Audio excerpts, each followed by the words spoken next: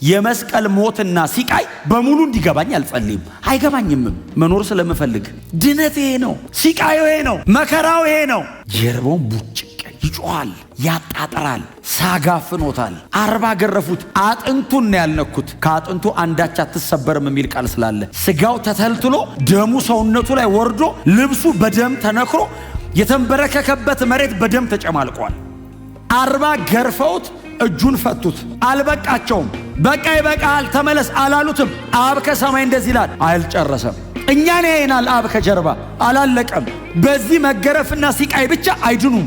መሞት አለበት። ሕይወት ተከፍሎ ነው የሚሰጣቸው። ክርስቶስ በአባቱ ቀኝ የከበረበትን ለመክበር ኢየሱስ እኔ የምኖረው መኖር ነበረበት። ሆነው እሺ አለ። ኃጢአት የማያውቀውን እርሱን ስለኛ ኃጢአት አረገው። ማንም ሊሄድልኝ አይችልም ይሄንን መንገድ። ማንም ኢየሱስ የሚወድን ያለ አይወድም። ማንም አይሞትልኝም ልሙትል ብሎ ቢፈቅድም አይችልም። እግዚአብሔር አይቀበለውም። ኢየሱስ ፈቃደኛ ነው። በእግዚአብሔር ፊት ክብር አለው። እያሰቃዩት ነው።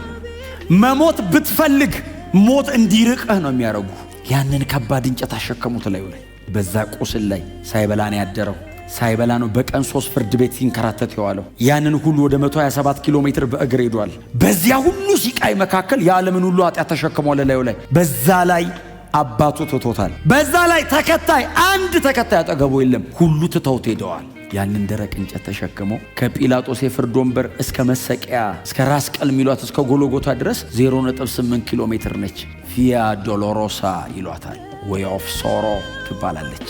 ሰው እንኳን በዚህ አይነት ሁኔታ ያንን ከባድ እንጨት ተሸክሞ አይደለም ኖርማሊ በእግሩ መውጣት ይከብደዋል፣ ጠንከር ያለ ሰው ካልሆነ። ኢየሱስ ተሸክመው ውጣ ሲሉት አልቻለም። መጽሐፍ እንደዚህ ይላል፣ ከባዱን እንጨት ይዞት ወደቀ።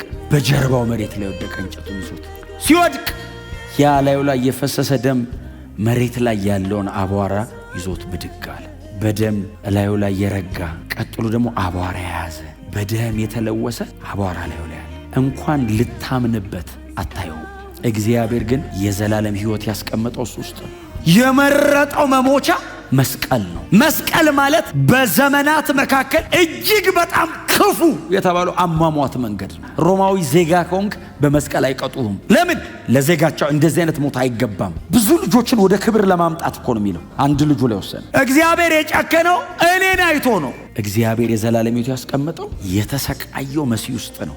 ለዛ ነው ጳውሎስ እኛ ግን የተሰቀለውን ክርስቶስን እንሰብከዋለን። the crucified Christ, not only the suffering የተሰቃየ ብቻ አይደለም የተሰቀለ